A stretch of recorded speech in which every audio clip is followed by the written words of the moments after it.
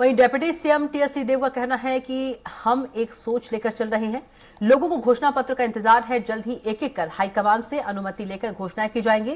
वहीं शराबबंदी वाले बीजेपी के आरोप पर भी डिप्टी सीएम ने पलटवार किया। साथ ही पूर्व केंद्रीय मंत्री रविशंकर, कांग्रेस के पूर्व विधायक गुरुमुख सिंहोरा ने निर्दलीय प्रत्याशी के रूप में चुनाव लड़ने का अपना फैसला जो है बदल दिया है। पार्टी के वरिष्ठ नेताओं से चर्चा के बाद उन्होंने अपना फैसला बदला है। स्वराज एक्सप्रेस से गुरुमुख सिंह ने चर्चा में क्या कुछ कहा, सुनवाते हैं। आज हमारे यहाँ चुनाव हो रहे हैं और आज आखिरी दिन है फॉर्म भरने का। निश्चित मैं विधानसभा धमतरी का एक कैंडिडेट था और आज हमारे वरिष्ठ नेताओं के चर्चा करने के बाद आज मैं फॉर्म नहीं भर रहा हूँ।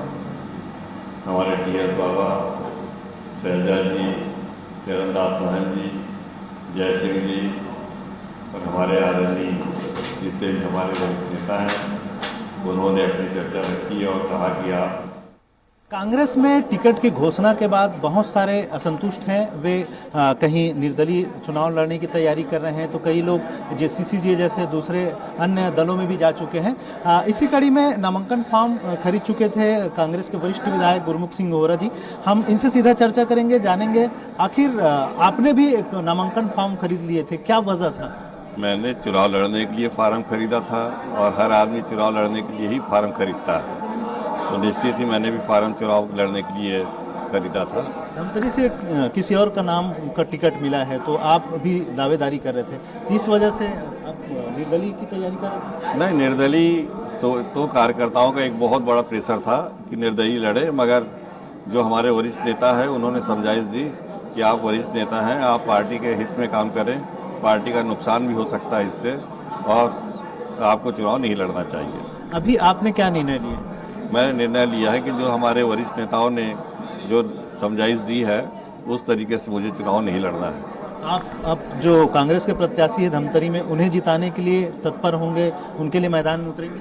नहीं, जो पार्टी का निर्णय होगा, कहाँ काम करना है, मेरी उपयोगिता कहाँ है, जहाँ उपयोगिता वो समझेंगे वहाँ मैं काम करूँगा। प्रदेश में बहुत सारे और लोग हैं जो दूसरे लोगों पर कार्रवाई भी हुई, क्या उसको भी एक वजह मानते हैं कि आपका जो निर्णय है उसको वापस लिया?